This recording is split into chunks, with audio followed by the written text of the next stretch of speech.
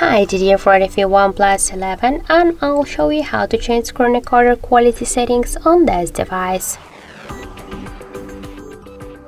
So let's first open the settings application and then scroll down to the additional settings.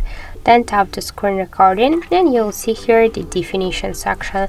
Just tap on it, and if you want to switch your quality, you should just select one from the high, medium, low qualities, or just to set the custom one. And that's it. So also we got one more way how we can activate the settings, the screen recorder settings. Just open notification panel shortcuts, and after that find somewhere here the record icon. If you don't see this icon, like in my case here, you will find it here in edit titles.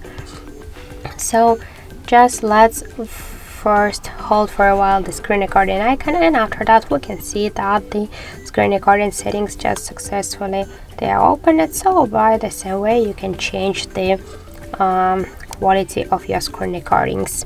So that's it. Thank you for watching, and if you find this video helpful, don't forget to leave a like, comment and to subscribe our channel.